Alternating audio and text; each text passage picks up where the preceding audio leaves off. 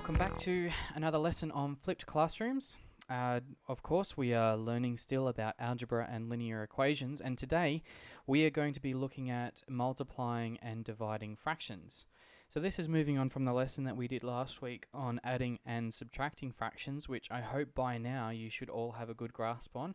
We spent 2 lessons on that, and today we are going to rush through and do multiplying and dividing of fractions, as this particular topic is probably the easier of the two, so we'll be only spending 1 period going through these questions. Now, the things that you need to remember when multiplying and dividing fractions is that we need to remember to cancel anything out first. Now what that means is that usually when we introduce fractions in year 7, when we multiply and divide our 2 fractions, the first thing that you were taught to do was multiply both the numerators together and then multiply the denominators together. You'll notice that this is still step 2, but because we're dealing with pronumerals in our fractions, the first thing that we always must do is cancel. Now what that means is that if you were to multiply the numerators and denominators first, you're going to end up with quite large and complicated expressions on the top and bottom, and it's harder to simplify those out. So that's why the very first thing that we always do is cancel first. Now the method that we use to multiply and divide our fractions is, for example, you'll be given 2 fractions. One will be, for example, a minus 2 over, say, a plus 3, a plus 1, and then over here you're going to be subtracting, for example, a over, and maybe that's multiplied by a plus 3, and that's over a minus 2. Now, sorry, that's not going to be subtracted, that's going to be multiplied. There we go. Now the first thing that you'll notice is we can in fact multiply our 2 numerators together, which would give us a quadratic expression, and we could also do the same to the denominators, but we have an a minus 2 on the top here and an a minus 2 on the bottom, so it's much easier if we cancel it out up the top here and also on the bottom. And also with these 2 guys, we've got an a plus 3 on the top here and an a plus 3 on the bottom. So already we've simplified our fraction to a over a plus 1. So before we've even started the question, don't worry about multiplying the top and bottom of each of these fractions. We've cut out half of the material in the question. Now at this point, some of you may be tempted to cancel out the a's in this question because there's 1 on the top and there's also 1 on the bottom. We cannot do that. The term on the denominator is a plus 1. If we wanted to cancel that out, we would need an a plus 1 on the top. But in this example, we do not have the plus 1. Therefore, the a must remain on the top and it also must remain on the bottom. So unless the term or the expression is exactly the same on both the top and bottom, you cannot remove it. Going back up to the top here, we had an a plus 3 and we had an a plus 3 over here. Because we have this exact same term on the top and bottom, we can remove it.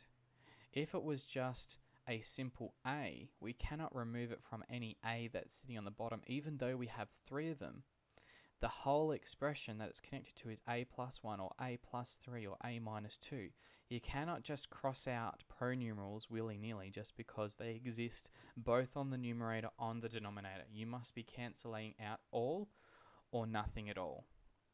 Now coincidentally, because we've done all this cancelling, there's no need for us to complete steps 2 or 3 because it is already simplified down to its minimalistic form. So let's have a look at a few examples, and hopefully you'll see how this method can be applied to the questions that you'll come across in your exercise questions.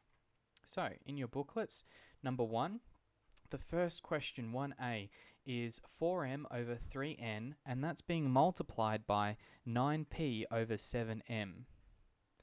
Now, before we get towards the numbers, you can see already that we've got an m on the top and we've got an m on the bottom. See how these terms both contain an m.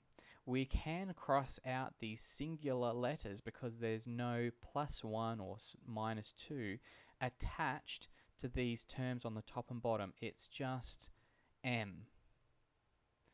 Unlike the last example where it had a + 1 on the bottom, this just has a coefficient. That allows us to remove the singular m. These are two different scenarios.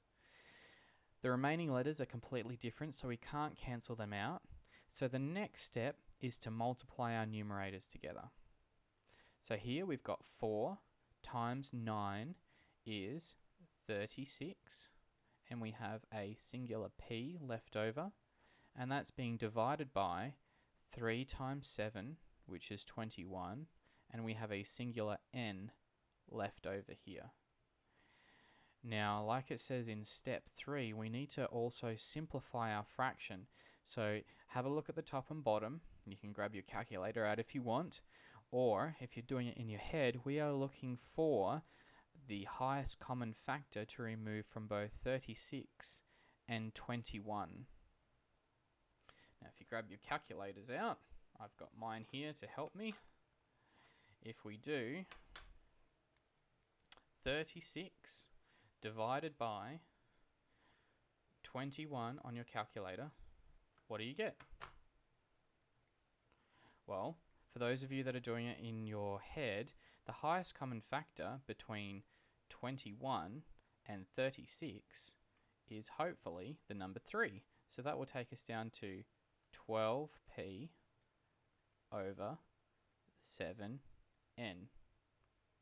Okay, let's have a look at the next question. Now, this is quite a large fraction, and we need to, our very first step must be to look to see what we can cancel out. So we have a +2 here and an a +2 on the top, so that can go.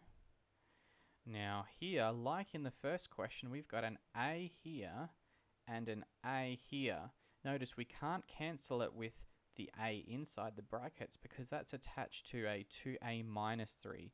Notice you cannot cancel out an a which has another term attached to it. So what's left over after we've cancelled our stuff out? Well, on the top we've got 3 over here and 1 over here, so just 3.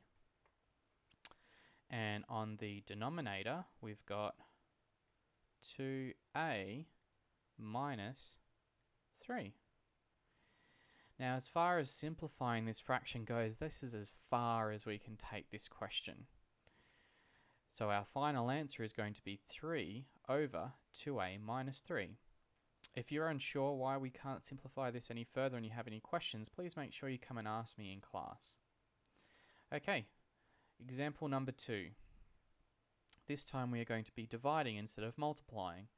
Now, if you remember back to year 7, when we divide fractions, what we do first is take the reciprocal of the second fraction, which in basic terms means we flip the second fraction, so that instead the question is 8xy over 5 times 5z over 3x.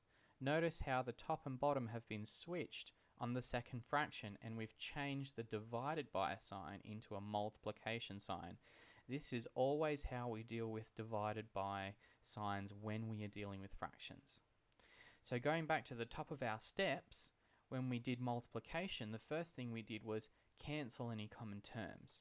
So here we've got an x here and an x here, which can be removed.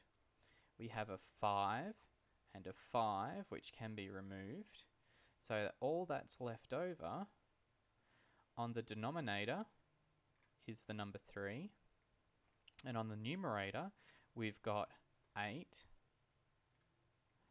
y, and z. And that's as far as we can go. We cannot simplify these numbers any further. Again, like letters, we can simplify numbers if the same occurs on the top and bottom. All right, last question.